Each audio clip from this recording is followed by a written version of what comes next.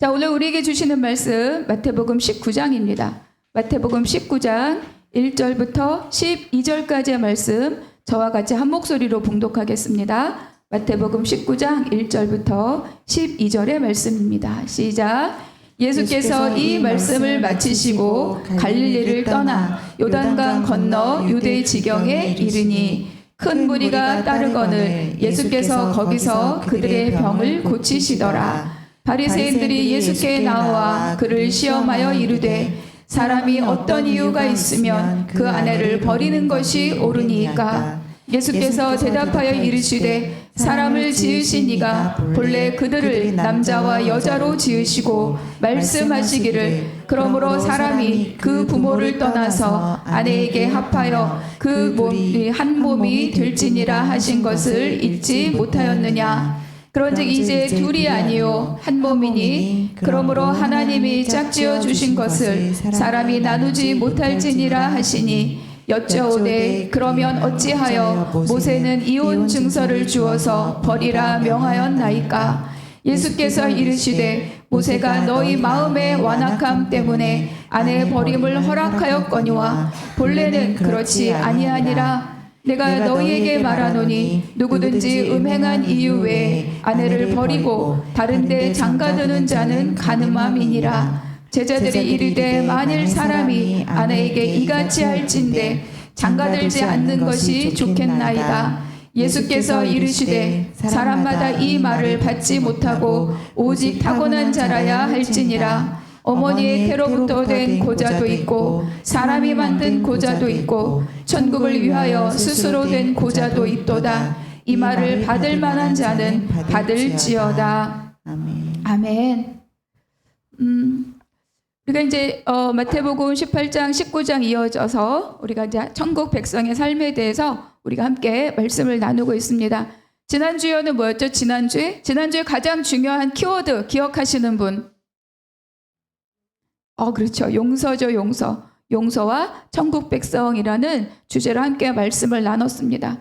사람들이 모여있는 공동체 안에 많은 정말 10인 10색의 사람들이 있지 않습니까? 그 공동체 안에서 그 어떤 인간 관계성에 대한 교훈이 바로 우리가 지난주에 나누었던 말씀입니다. 그러니까 용서라는 주제가 있을 수밖에 없죠. 그래서 베드로의 질문에 예수님이 7번씩 70번이라도 그것은 무한대로 끊임없이 용서하라 이렇게 말씀하신 거예요. 용서하고 용납하는 것은 그때 가장 중요한 게 있어요. 내가 누구인지를 먼저 깨달을 때 용서와 용납이 가능하다. 내가 먼저 용서받고 내가 먼저 용납받았다라는 것을 내가 인지할 때 그때에 우리가 누군가를 용납하고 누구를 용서할 수 있다. 그러니까 그럴 때 내가 누군가에게 용납받고 용서받았고 그렇기 때문에 나도 누군가를 용납하고 용서할 때 그때 하나님의 공동체는 서로 용서와 용납함으로 천국 백성의 삶을 살 수 있습니다. 그래서 용납과 용서라고 하는 것은 이 공동체에서 사람에 대한 이해, 사람에 대한 배려, 그리고 사람에 대한 존중이 있는 거죠. 그래서 한 사람을 마음에 들지 않는다고 아니라고 내보내는 것에 목적이 있는 것이 아니라 한 사람을 그가 어떠한 자이든 회복하고 다시 공동체로 복귀시켜야 한다라고 우리가 함께 말씀을 나누었죠. 그래서 살리는 것, 회복시키는 것, 복귀시키는 것 그것이 바로 교회이고 하나님의 공동체이고 그러한 삶이 바로 천국 백성의 삶이다. 이렇게 말씀을 나누었습니다. 오늘은 그것에 이어서 이제 19장의 말씀인데 이제 예수님의 사역이 새로운 방향으로 전환되는 내용입니다. 우리가 1절과 2절 한번 같이 읽겠습니다. 시작. 말씀을 마치시고 갈릴리를 떠나 요단강 건너 유대 지경에 이르시니 큰 무리가 따르거늘 예수께서 거기서 그들의 병을 고치시더라. 우리가 지도를 잠깐 한번 볼까요? 네. 파란색이 이제 갈릴리 사이에 있는 요단강이죠. 그러니까 가운데 길이 약간 흰색이라 잘 보이지 않는데 갈릴리에서 예루살렘으로 가는 가장 지름길이에요. 근데 저 길은 사마리아를 지나가기 때문에 유대인들은 거의 이용하지 않는 길입니다.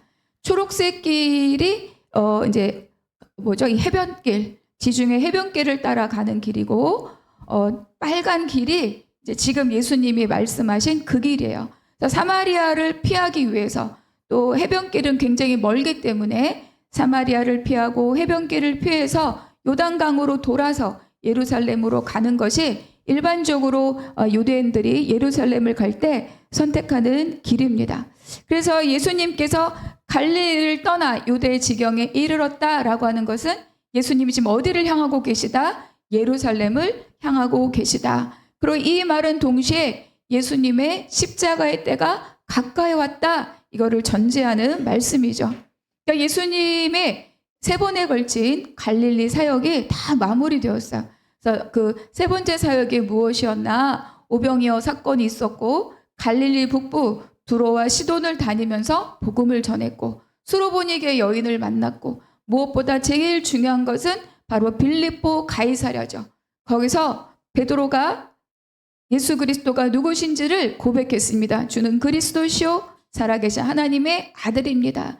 그 고백을 듣고 나서 이제 예수님이 내가 죽음을 당하고 그리고 영광을 보리라 예수님의 순환에 대해서 말씀하시기 시작했죠. 그러니까 이 갈릴리 지역에서 예수님 할 수 있는 일들은 이미 다 끝난 거예요. 그래서 이제 어디로 갑니까? 예루살렘으로 향해서 가는 거죠. 2절에 보니까 큰 무리가 예수님과 함께 따랐다 이렇게 말씀하고 있어요. 그러니까 예수님이 이 가시는 길에 예루살렘을 향해서 가시는 길에도 하신 일이 무엇인가? 그들의 병을 고쳤다 이렇게 기록하고 있죠. 그러니까 마태가 예수님의 행적을 기록하면서 그리고 그 길이 지금 예루살렘을 향해 가고 있다는 것은 죽음을 향해 가고 있다는 길인데 그 길을 가면서도 예수님이 무엇을 하고 계신가를 지금 기록해 놓은 거죠. 여러분 우리가 하나님이 부르시는 삶을 따라갈 때 과정이 없는 결과가 있지 않습니다.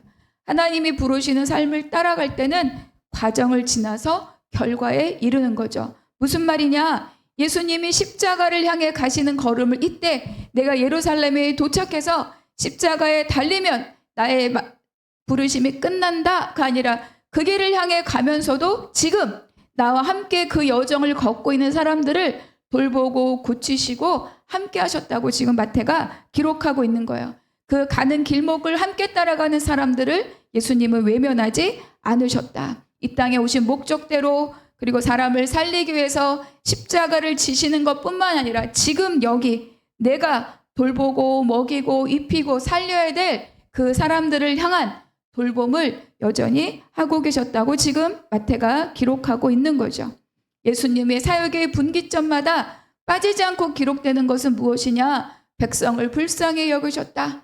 그들을 고치셨다. 그들을 가르치셨다. 이 말씀이 빠지지 않아요. 예수님의 사역의 전환점마다 보면 항상 이 말씀이 끝에 있거나 시작에 있죠. 그러니까 모든 예수님의 이 일생은 십자가 달려 돌아가시는 그 길을 향해 가지만 그날 하루하루 주어진 모든 삶의 시간을 그 사명을 위해서 살아가셨다는 것을 우리에게 말씀하고 있죠. 이것은 우리에게 어떤 도전을 주는가? 우리에게도 항상 무엇이 있다? 오늘이 있다는 겁니다. 오늘 하나님께서 우리에게 맡기신 오늘 하루가 있다. 나의 기분이나 형편이나 상황에 따라 움직이는 것이 아니라 오늘 하나님께 나에게 맡겨주신 오늘 하루 그 삶이 있다. 그래서 그 하루를 내가 살아가는 것 그것이 우리가 하나님의 복음의 삶을 살아가는 그것이 쌓여서 복음의 삶으로 쌓여진다고 우리에게 말씀하고 있는 거예요. 기분이 나쁘다고 어제 좀 싸웠다고 오늘 예배를 거른다거나 오늘 예배에 귀를 닫고 눈을 닫고 마음을 닫고 이 귀한 시간을 여러분 버리고 있겠습니까? 어제 상한 일로 인하여서 오늘을 방치시겠습니까? 그렇지 않다는 거죠. 그래서 오늘은 항상 오늘로 지금은 항상 지금으로 우리가 살아야 한다고 예수님이 우리에게 앞서 보여주시는 거예요. 그래서 우리가 이제 다음 본문을 볼 때 오늘이라는 관점으로 우리가 오늘을 살아내면서 있어서 우리에게 빠질 수 없는 영역이 어디냐면 바로 가정입니다. 그래서 그 오늘이라는 관점으로 오늘 본문을 함께 볼 수 있기를 바랍니다. 첫 번째 제목 우리가 한번 같이 읽어볼까요? 시작. 바리새인과의 이혼 논쟁. 바리새인과 이혼 논쟁을 하는 것을 우리가 듣고 말씀을 따라올 때 하나 기억해야 될 것이 있어요. 도대체 아내가 누구냐? 아내는 누구냐? 3절 같이 읽습니다. 시작. 바리새인들이 예수께 나와 그를 시험하여 이르되 사람이 어떤 여유가 있으면 그 아내를 버리는 것이 옳으니까. 그렇죠. 그러니까 무리가 함께 가는 예수님 앞에 이제 바리새인들이 또 등장을 했습니다. 굉장히 의도가 있는 질문을 하는 거죠. 어떤 이유가 있을 때 합당하게 아내를 버릴 수 있습니까? 이혼할 수 있습니까? 이렇게 질문하는 거예요. 뭐 요즘도 이혼이라는 것이 굉장히 큰 사회적인 이슈입니다. TV 리얼 프로그램을 봐도 뭐 이혼이라는 주제를 갖고 있는, 결혼이라는 주제를 갖고 있는 그런 프로그램들이 엄청 많더라고요. 결혼이 지옥이다, 뭐 이혼은 뭐다, 뭐 이런 것들이 굉장히 많아요. 그러니까 지금 우리 사회에서도 가정과 결혼에 대한 이슈는 굉장히 중요하게 다루어야 될 주제다. 근데 당시 이제 사회적인 배경을 알아야 됩니다. 요즘 시대에는 여성들이 많이 독립적인 존재로 인정을 받잖아요. 교육도 받고 경제적인 참여도 하고 그리고 투표권도 있어서 내가 한 명의 시민으로서 인정받습니다. 정치적인 활동도 할 수 있고 무엇이라도 할 수 있는 것이 바로 지금의 시대이죠. 굉장히 독립적인 존재로 살아갑니다. 아닌 영역도 물론 있어요. 그러나 그 당시 유대 사회에서는 전혀 그렇게 할 수 없는 시대였다. 그러니까 여성은 마치 어린아이처럼 인구 계수에도 들지 않는, 사람으로 치지 않는 재산 목록과 같은 존재가 바로 이 여성들이었습니다. 아내들이었죠. 그러니까 요즘도 종교적인 이유로 이런 여성들을 제한하고 통제하는 그런 국가들도 많이 있습니다. 그러니까 그 당시에는 유대 사회에 이러한 율법을 어떻게 적용할 것이냐에 대해서 두 가지 학파가 있어요. 하나는 샴마이 학파가 있었고 하나는 힐렐 학파가 있었습니다. 샴마이 학파는 조금 더 보수적이에요. 그래서 이 이혼에 대해서 하나님이 주신 율법을 해석할 때 음행한 것 그리고 나쁜 행실이 있을 때는 이혼할 수 있다. 그리고 그 외에는 아니라고 해요. 그런데 이제 조금 더 자유롭고 이 말씀의 적용을 다양한 스펙트럼으로 하고 있는 힐렐 학파에서는 어떻게 하느냐? 수없이 많은 이혼의 사유를 다 허용했습니다. 심지어는 뭐 음행 이런 건 말할 것도 없고 그릇을 깨뜨려도 이혼 사유가 되고 음식이 내 입에 맞지 않아도 이혼 사유가 되고 몸에서 악취가 나도 이혼 사유가 되고 심지어 내가 내 마음에 들지 않는 못생겨도 이혼 사유가 되고 너무 이해할 수 없는 그런 많은 사유들을 다 허용하고 있었던 게 바로 이 힐렐 학파입니다. 그러니까 이거를 따르고자 하는 사람들은 심지어 내가 길 가다가 만난 사람이 마음에 들어도 내가 이 여자와 살고 싶다. 그러면 어때요? 내가 오늘 이 내 아내를 내쫓을 수 있는 거예요. 그래서 5장에서 이혼을 얘기할 때 예수님이 간음을 말씀하신 거야. 네가 눈으로 본 것만으로도 간음이다. 이렇게 예수님이 말씀하셨죠. 그러니까 그 당시 유대 사회에서 갖고 있었던 가정과 결혼과 이혼에 대한 기본적인 이 사회적 베이스를 겨냥하여서 예수님이 말씀을 한 거죠. 그러니까 이혼이라고 하는 것은 남자에게는 굉장히 쉬운 일이었어요. 그러니까 이제 이 바리새인들은 이거를 알고 있는 거죠. 그래서 이런 이혼 사유가 가능하다 그러면 샴마이 학파에게 걸리고 저런 이혼 사유가 가능하다 그러면 힐렐 학파에게 걸리고 어떻게 해도 예수님은 곤란한 상황에 놓일 수밖에 없다. 이거를 전제하고 지금 어떤 이유가 있을 때 아내를 버림이 가냐 이렇게 질문하고 있는 거예요. 자, 이것에 대한 예수님의 대답이 무엇인가? 4절을 한번 같이 제가 읽을게요. 4절 한번 같이 읽겠습니다. 시작. 예수께서 대답하여 이르시되 사람을 지으신 이가 본래 그들의 남자와 여자로 지으시고. 그렇죠. 그러니까 예수님 어떤 경우에 이혼할 수 있습니까? 그럼 이런 경우에 할 수 있다. 이런 경우에 할 수 없다. 이런 말들을 유대인들은 기대했는데 예수님은 이렇게 말씀하시지 않고 결혼이 뭐냐 이렇게 말씀하시는 거예요. 원래 하나님이 말씀하신 결혼이 무엇이냐? 사람을 지으신 이가, 여러분 사람을 지으신 이가 누구시죠? 창조주 하나님이시죠. 그러니까 사람을 지으신 이가 남자와 여자를 두었다. 그러니까 이 결혼이라고 하는 것은 그냥 생겨난 것이 아니라 하나님의 창조 원리, 하나님의 창조 질서 안에 들어있는 것이 결혼이다. 이렇게 예수님이 말씀하고 있습니다. 5절과 6절 읽겠습니다. 말씀하시기를 그러므로 사람이 그 부모를 떠나서 아내에게 합하여 그 둘이 한 몸이 될지니라 하신 것을 읽지 못하였느냐. 그런즉 이제 둘이 아니요 한 몸이니 그러므로 하나님이 짝지어 주신 것을 사람이 나누지 못할지니라 하시니. 둘이 한 몸이 된다는 거는 우리가 그냥 마음으로도 알겠지만 그 단어의 원어적 뜻이 그래요. 자녀를 낳고 가족을 이룬다. 이 뜻을 갖고 있는 게 둘이 한 몸을 이룬다 이런 뜻입니다. 그러니까 결혼이라고 하는 것은 사람을 만드신 하나님께서 그 사람에게 하도록 하신 것이 바로 이 결혼이다. 하나님의 사람에게 주신 삶의 양식이고 하나님이 사람에게 주신 제도이다. 이렇게 말씀하고 있는 거죠. 그러니까 어떤 경우도 사람이 나누지 못할 것이다. 그러니까 사람이 하나님께서 주신 법, 하나님께서 주신 질서와 제도를 사람이 자기 편의대로 깨뜨릴 수 없다. 그러니까 이 바리새인들이 유도하고 있는 이 이혼의 정당성에 대한 그 일은 하나님이 하신 일을 인간이 깨뜨리는 죄악이다. 이렇게 하나님께서 예수님 먼저 말씀하고 있는 거죠. 근데 바리새인들이 가만히 있지 않아요. 왜냐하면 바리새인들은 굉장히 율법에 능통한 자들이잖아요. 그래서 7절 한번 같이 읽겠습니다. 시작. 여짜오되 그러면 어찌하여 모세는 이혼 증서를 주어서 버리라 명하였나이까. 그렇죠. 사실 이혼 증서를 주고 아내를 버릴 수 있다고 이야기하거든요. 그래서 신명기 24장 1절에 제가 읽을 게 이렇게 되어 있습니다. 사람이 아내를 맞이하여 데려온 후에 그에게는 수치되는 일이 있음을 발견하고 그를 기뻐하지 아니하면 이혼 증서를 써서 그의 손에 주고 그를 자기 집에서 내보낼 것이요.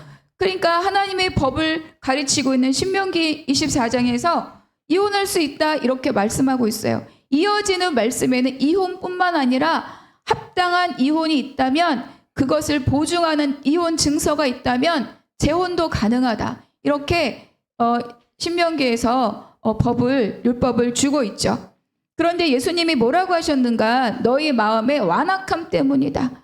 그러니까 이 이혼 증서를 준 것은 이혼하라는 것이 아니라 너희의 완악함 때문이다. 원래는 이혼이라는 게 불가하다. 이렇게 말씀하는 거죠. 누구든지 음행한 이유 이외에는 아내를 버릴 수 없다. 음행하지 않았는데 아내를 버리는 것은 그로 하여금 또 너도 간음한 것이다. 이렇게 예수님이 말씀하고 있는 거죠.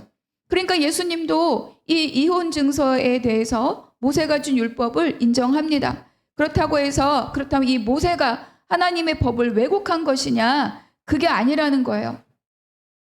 사실 이 모세 율법이 주어지기 전까지는 그 고대 사회는 어떠냐? 우리나라에도 특히 신기하게 고구려 시대나 고려 시대보다 조선 시대가 굉장히 여성에 대해서 유교가 들어오고 이게 막 정착된 훨씬 더 차별적이었죠. 여러분 잘 알고 있지만 우리나라도 칠거지약이라는 그런 제도가 있었잖아요. 7가지에 해당되면 내쫓을 수 있었다. 이런 거죠. 그런데 그 당시 고대 사회에서도 남편이 아내에게 나는 이제부터 내 남편이 아니야. 그럼 어떻게 돼요? 여자는 짐 싸들고 나가야 돼요. 아무런 보호장치가 없는 것이 그 당시의 문화였던 거죠.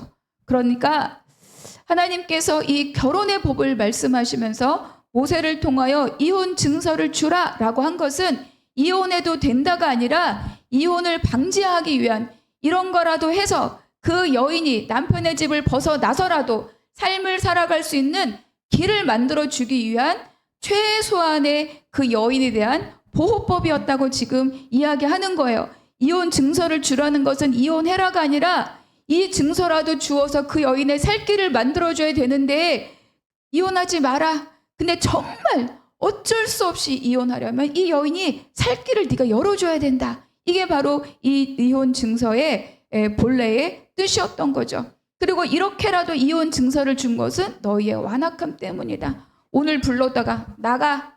그러면 아무런 보호책이 없는 이 여인을 보호하기 위해서 내가 이런 이유 저런 이유 내 편리 때문에 여인을 내쫓고 싶어하는 그 마음에 한가락 제동장치를 만들어준 것이 이혼 증서다. 이렇게 말씀하고 있죠.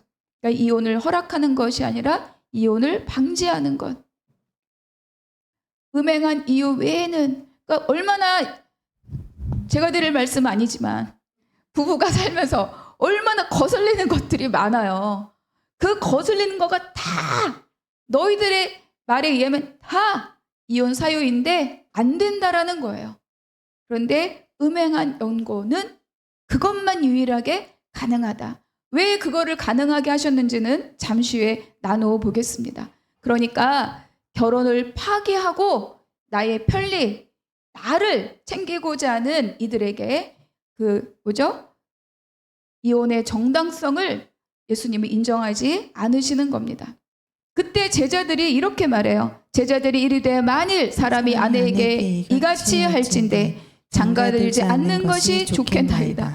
그러니까 이 제자들이 깜짝 놀라는 거예요. 왜? 다 이혼이 가능하고 뭐 내가 증서만 주면 이혼할 수 있고 내가 뭐 이런 이유 저런 이유로 해서 내가 아내를 충분히 버릴 수 있다라고. 제자들도 누구니까? 유대인 남자이기 때문에 그렇게 생각할 수 있는데, 아니 이렇게 예수님이 말씀하시는 결혼 규정이 이렇게 엄격하다면 아이고 결혼해서 사느니 차라리 혼자 사는 게 낫겠습니다. 이렇게 얘기하는 거예요. 근데 이것에 대해서도 예수님이 말씀하는 거죠. 그러니까 하나님이 주신 목적대로, 하나님이 주신 질서대로 살기가 싫어서 네 편한 대로 살고자 네가 혼자 사는 것이 낫겠다고 할 수 있는 일이 아니다. 이렇게 예수님이 말씀하는 거예요. 그러니까 결혼에 대해서 엄격한 기준이 있는 것과 같이 결혼하지 않는 것도 하나님의 뜻 안에서 선택되어야 할 일이다. 이렇게 예수님이 결론을 맺는 거죠. 그러니까 결혼할 때 그것은 하나님이 주신 질서이고 하나님이 주신 제도이고 내가 혼자 살고자 하여도 그것도 하나님 뜻 안에서 선택되어야 할 일이다. 이렇게 말씀하고 있어요. 그래서 이제 이 이혼에 대하여서 이 바리새인들과 한바탕 논쟁을 하십니다.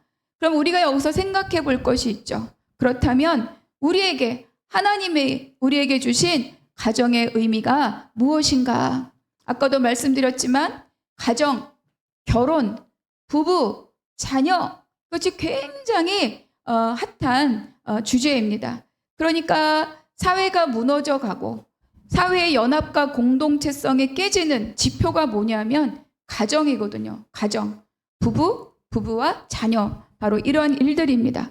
그래서 우리가 하나님을 믿는 백성으로서 또 원래 우리를 만드신 하나님이 우리에게 주신 그 가정의 의미를 우리가 다시 한번 살펴봐야 되죠. 그래서 첫 번째 주제 함께 같이 읽어보겠습니다. 시작. 가정에는 하나님의 창조 목적이 있다.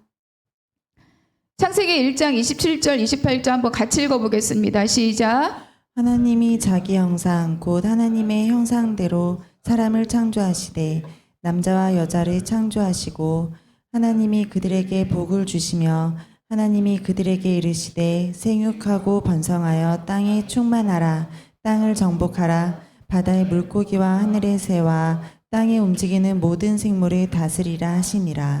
하나님의 형상대로 사람을 만드셨는데 남자와 여자를 만드셨다. 아까 예수님이 하신 바로 그 말씀이 여기가 이제 근거가 되는 거죠.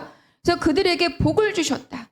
그리고 그들에게 부탁하신 일이 있는데 생육하고 번성하고 땅에 충만하라. 그리고 정복하고 다스리라. 이거는 뭐냐? 하나님의 형상으로 만들어진 그 인간이 사람이 하나님의 권세를 위임받아 하나님의 일을 대행하는 삶을 살아라. 이렇게 말씀하는 거예요. 그러니까 이 생육 번성 충만과 정복 다스림 이 두 가지는 하나님께서 인간을 만든 창조 목적이라는 거죠.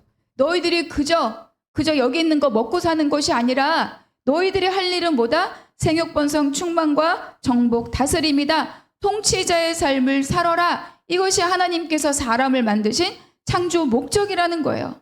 그럼 이게 부부와 어떻게 연결이 되느냐? 2장 19절의 말씀 제가 읽을게요. 여호와 하나님이 흙으로 각종 들짐승과 공중의 각종 새를 지으시고 아담이 무엇이라고 부르나 보시려고 그것들을 그에게로 이끌어 가시니 아담이 각 생물을 부르는 것이 곧 그 이름이 되었더라. 그렇죠. 그러니까 아담이 이제 하나님이 주신 사명대로 하고 있었어요. 대행자의 삶을 살고 있었던 거죠. 동산을 경작하고 그리고 생물대의 이름을 다 붙여줬어요. 이름을 붙여준다는 것은 무슨 뜻이죠? 이름을 붙여준다. 제 이름 내 거라고? 제 이름 우리 아버지가 지어주셨죠. 제 이름 알도 뭣도 못한 길 가던 아저씨가 지어줄 수가 없죠. 이름을 붙여준다는 건 뭐냐? 내가 너의 주인이다 이런 뜻이죠. 우리 강아지 이름 내가 붙여주죠. 우리 강아지 이름 뭘로 할까? 이렇게 할 수는 있지만 강아지 이름 내가 붙여주는 거예요. 그 주인과 그 다스린 자가 나다. 그러니까 이름을 붙여줬다는 것은 바로 이 아담이 이 사람이 하나님을 대행하는 통치자의 역할을 하고 있었다. 근데 하나님이 보시니까 이 사람이 혼자 거하는 것이 좋지 않다라고 말씀하시면서 여자를 만들어서 그 사람과 함께하게 하셨다. 결국 뭘 말하느냐? 하나님의 대행자로 살아가는 창조 목적을 일구어가는 그 삶에 바로 이 남자와 여자가 함께하게 하도록 하셨다. 이렇게 우리에게 말씀하고 있는 거예요.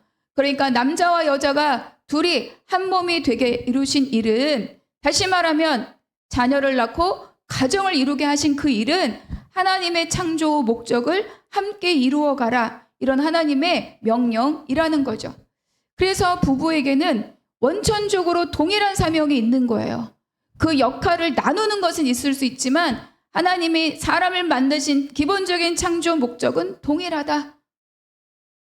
바로 생육, 번성, 충만, 정복, 다스림의 역할이다. 하나님의 창조 목적을 함께 일구어 나가는 일이다. 이렇게 우리에게 말씀해 주고 있죠. 그러니까 예수님이 이 땅에 오시면서 나라가 왔습니다. 하나님의 나라, 기존의 나라가 아닌 하나님의 나라, 새 질서, 새 나라.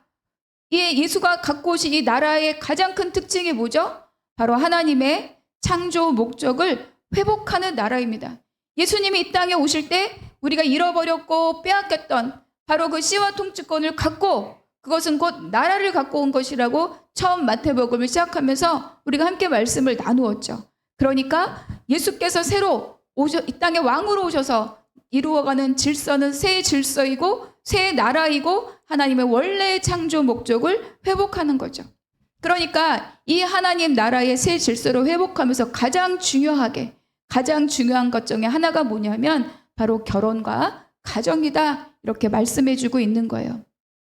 바리새인들이 했던 질문, 어떤 이유로 이혼하면 합당하냐? 이것은 하나님이 주신 가정의 질서, 가정의 목적은 망각하고 저 여자가 나를 불편하게 하니, 저 여자가 나의 행복을 빼앗아가니, 저 여인이 나를 거슬리게 하니 내가 버리겠다 라고 하는 그들의 아주 의도된 그 마음을 지적하는 말씀인 거죠.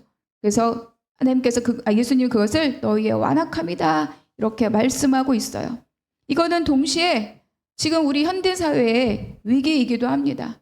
누가 남자냐 누가 여자냐도 불분명해지기 시작하고, 결혼이란 게 도대체 무엇이냐, 법적 정의도 깨기 시작한 것이 바로 요즘 우리의 세대 아니겠습니까? 그래서 가정은 가장 중요한 것은 하나님의 창조 목적이 있다. 그 안에 부부의 역할이 함께 있다. 이거를 기억하는 겁니다. 두 번째 제목 같이 읽을게요. 시작. 가정에는 분리와 연합의 원리가 있다. 창세기 2장 24절의 말씀 함께 읽겠습니다. 시작. 이러므로 남자가 부모를 떠나 그의 아내와 합하여 둘이 한 몸을 이룰지로다. 여기는 두 가지 원리가 나타나죠. 부모와는 분리되고 배우자와는 연합하는 겁니다. 부모와의 분리라는 게 뭘 말하느냐? 부모를 외면해라, 완전히 모른 척해라, 이런 뜻이 아니라 부모와 자녀 간에 의존되어 있는 모든 관계를 정리하라, 이런 뜻입니다. 남편이나 아내나 누구나 다 부모로부터 정서적으로, 경제적으로, 돌봄의 대상으로부터 독립해야 됩니다. 그래서 그 모든 경제적인 공유, 정서적인 공유, 돌봄의 공유가 가장 첫 번째 우선순위가 누가 되는 거예요? 배우자가 되는 거예요. 어머니를 돌보기 위해서 아내를 소홀히 하고, 아버지를 돌보기 위해서 남편을 소홀히 하고, 잠깐은 돌봄을 할 수 있지만 그것 때문에 내 배우자를 외롭게 하고 슬프게 하고 방치하는 것이 아니다. 이거 굉장히 중요한 원리입니다. 결국 우리가 자녀를 사랑하는 부모가 자녀가 행복하기 위해서 막 내가 다 해주잖아요. 1번부터 100번까지. 그것이 자녀를 사랑하는 방법이 아니다. 자녀를 사랑하는 부모가 자녀에게 줄 것은 뭐냐? 너의 인생의 주인은 엄마가 아니다. 너의 인생의 돌봄은 아빠가 아니다. 너의 인생의 주인은 하나님이시다. 자녀가 하나님과 연합한 삶을 살아갈 수 있도록 내가 길을 만들어주는 게 부모가 할 일인 거죠. 그래서 첫 번째는 무엇입니까? 부모와의 분리의 원리가 있죠. 두 번째, 배우자와의 연합의 원리입니다. 그래서 부모와의 분리가 잘 되고 그것을 건강하게 잘 분리되는 가정, 기본적으로 부모가 하나님 안에서의 결혼과 하나님 안에서의 부모와 자녀의 관계가 무엇인지를 잘 알 때 그때 건강하게 부모와 분리되고 또 부부는 연합이 이루어질 수 있습니다. 여기에서 이 연합의 가장 중요한 비밀은 뭐냐? 생명과의 연결입니다. 첫 번째는 생명의 근원이신 하나님과의 연합이죠. 그러니까 부부가 연합한다는 것은 가장 중요한 첫 번째가 뭐냐? 둘만이 아니라 첫 번째는 생명의 근원 되시는 하나님과의 연합입니다. 그때 이 남자와 여자가 서로에게 어때요? 합당한 존재가 되었던 거죠. 서로 부족함을 느끼지 못했고 사랑으로, 신뢰로 연합이 됐었죠. 그런데 이들이 하나님을 떠난 후에 동일한 사람인데 이 남자와 여자는 어때요? 서로 원망하고 비난하는 관계가 되고 말았다. 그리고 온전한 연합은 하나님과 먼저 함께 할 때 가능하고 하나님께서 짝지어 주셨다라고 하는 이 결혼의 숭고함을 믿을 때 그때 나의 어떤 이 유대인 남자들이 말했던 것처럼 탐심이나 개인의 욕망이나 나의 행복의 도구로 배우자를 이용하지 않고 나의 모든 탐심과 욕구들을 다스려 나갈 수 있다고 지금 말씀하고 있는 거예요. 여러분, 배우자가 내 행복을 만들어주는 존재가 아니다. 너 때문에 내가 불행하다. 굉장히 왜곡된 생각입니다. 물론 나를 힘들게 하는 배우자가 있죠. 그 이전에 먼저 바라봐야 될 것이 있다는 거예요.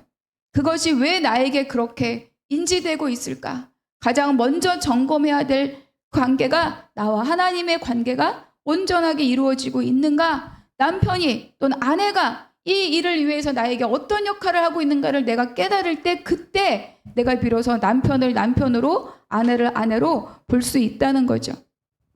우리가 생각해 볼 게 있어요. 자, 이 창조 목적을 다시 하나님이 우리에게 가시적으로 보여주시는 게 뭐냐면 바로 이스라엘 백성들의 출애굽입니다. 자, 하나님은 아브라함을 부르셔서 그렇죠? 이스라엘이라는 민족을 만드시고 그리고 그 백성들을 가나안으로 이끌어 가시려고 출애굽 시키셨어요.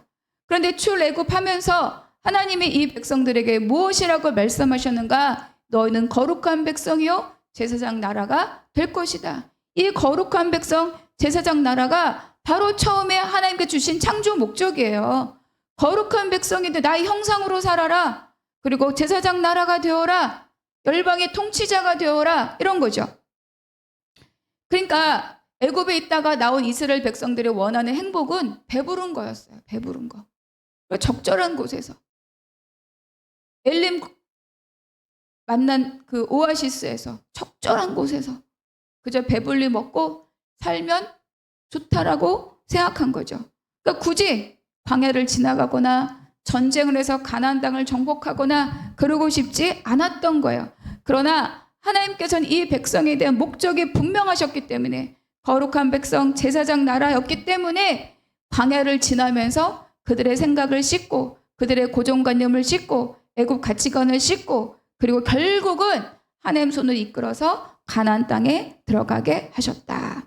그래서 너희가 그 땅에 들어가거든. 그리고 주신 첫 번째 명령이 뭐냐면 우상 숭배를 제거하라와 더불어서 통혼하지 말라입니다. 통혼하지 말라. 결국은 거룩한 백성이 거룩한 가정으로부터 나온다. 이걸 말해주는 거예요. 레위기에 보면 피의 규례가 끝나고 18장에서 거룩한 백성을 말씀하실 때 계속 말씀하는 게 뭐예요? 기억나시는 분? 18장에서 하체라는 단어가 절마다 나옵니다. 하체를 범하지 말라, 하체를 범하지 말라. 아버지의 형제의 자매의 하체를 범하지, 어머니의 형제. 무슨 뜻이에요? 불법적인 성관계를 하지 말라. 왜? 불법적인 성관계를 통해서 생명이 태어날 때 그에게 하나님의 유업이 갈 수 없다는 것을 말해주는 겁니다. 그들의 할 일은 하나님의 형상으로 살아가는 거룩한 백성이기 때문인 거죠. 그래서 가정에 있는 두 번째 생명의 비밀은 뭐냐면 바로 자녀입니다. 자녀. 그래서 가정은 그저 마음이 통하고 나를 사랑해주고 나를 배불리 먹게 해줄 것 같은 한 남자와 한 여자가 만난 결합이 아니다. 그것을 뛰어넘는 결합이라는 거예요. 하나님의 생육번성 충만을 이루고 창조 목적을 따라 세워지는 다음 세대, 그 자녀에 대한 책임이 그 가정에 있다는 것을 오늘 우리에게 말씀해 주고 있죠. 그래서 가정의 목적은 행복한 삶이 아니라 언약적 삶이다. 그리고 거룩한 삶이다. 이렇게 우리에게 말씀해 주고 있어요. 그것을 위해서 하나님은 아내를 이용해서 남편을 이용해서 다루어 가는 거죠. 그러면 우리 가정은 행복하면 안 됩니까? 그게 아니라 행복의 뿌리를 지금 어디에 두고 있느냐를 우리에게 말씀하고 싶은 거예요. 자, 그래서 세 번째 같이 읽어볼게요. 시작. 가정에는 언약과 사랑의 훈련이 있다. 도스토옙스키가, 아이고 발음도 안 되네, 쓴 글에 이런 한 구절이 있습니다. 사랑하는 법을 성실히 배우고 오랫동안 연마해야 한다. 순간이 아니라 영원히 사랑해야 하므로. 그렇죠. 사랑하는 법을 어때요? 배워야 된다는 거예요. 그리고 그거를 성실하게 훈련해야 된다라고 말합니다. 왜? 순간이 아니라 영원히 사랑해야 되기 때문에. 여러분, 부부가 결혼해서 한 달 있다가 맘 데끼면 이혼하고 그런 걸 우리가 건강하다라고 말할 수 없잖아요. 그러니까 훈련하지, 사랑은 감정이 아니라 뭐예요? 언약이고 훈련이라고 우리에게 말씀해 주고 있어요. 이제 소설 속에 렙이라고 하는 한 사람이 등장하는데, 엄청난 땅을 갖고 있는 지주이지만 그 소작농들과 같이 씨를 뿌리고 같이 농사 짓는 사람이 한 말이 있어요. 제가 좀 읽어드릴까요? 농사를 지을 때 단순히 최신 농사 기구를 사고 좋은 품질의 씨앗을 뿌리는 게 중요한 것이 아니다. 오랫동안 땅과 밀착해서 살아온 농부들의 삶의 방식을 끌어안아야만 좋은 성과가 날 수 있다. 농사를 지을 때 우리는 기계가 좋고 좋은 씨앗을 뿌리면 좋은 소출이 나고 풍요를 이룰 수 있겠다고 생각하죠. 그런데 이것을 함께 살아본 이 사람이 한 말은 뭐냐? 그게 아니라는 거예요. 평생을 땅과 함께 살아온 이 사람들의 삶의 양식을 내가 끌어안을 때 좋은 기계보다, 좋은 씨앗보다 더 큰 성과를 얻을 수 있다.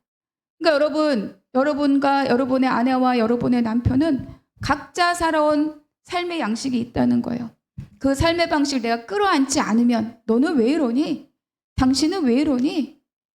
이걸로는 그 가정에 연합을 이룰 수 없다.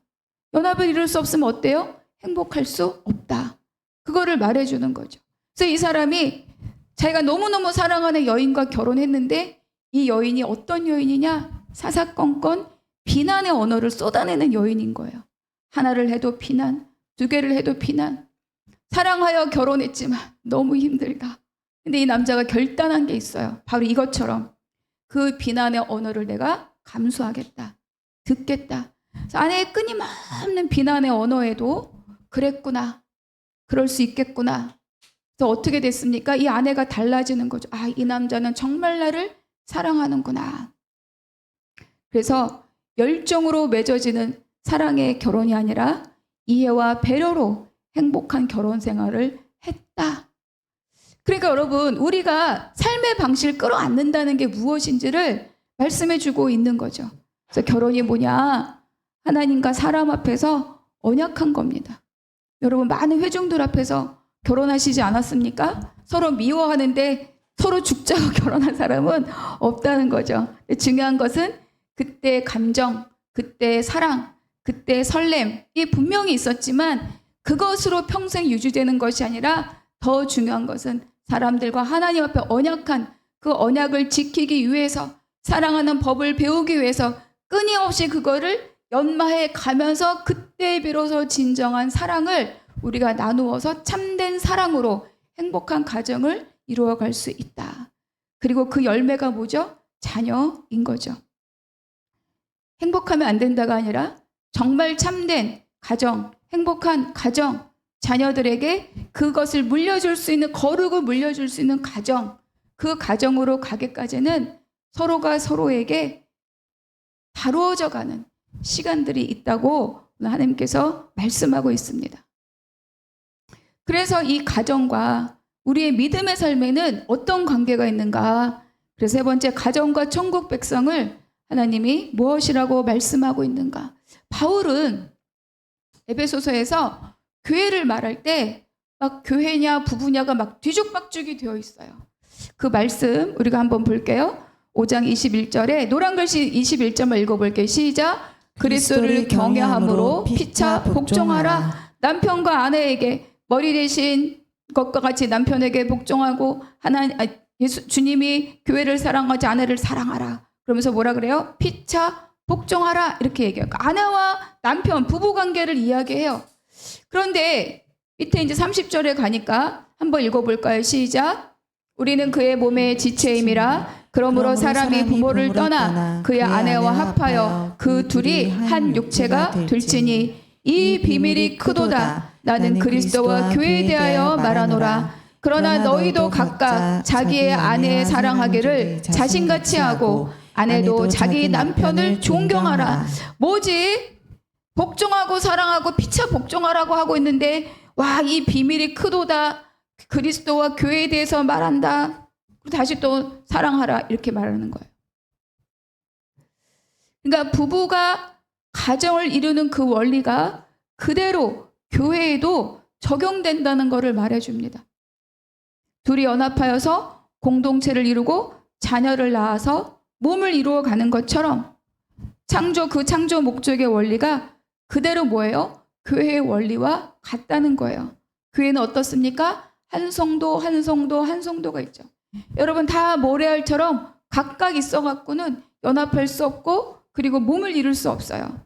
그러니까 한 성도가 연합하는 거죠. 그래서 몸을 이루고 그리고 그 사이에 누가 계신 거예요? 그리스도가 있습니다. 그리고 뭐죠? 서로 연합하면서 뭐가 생겨나요? 생명이 생겨나죠. 어떤 생명이냐?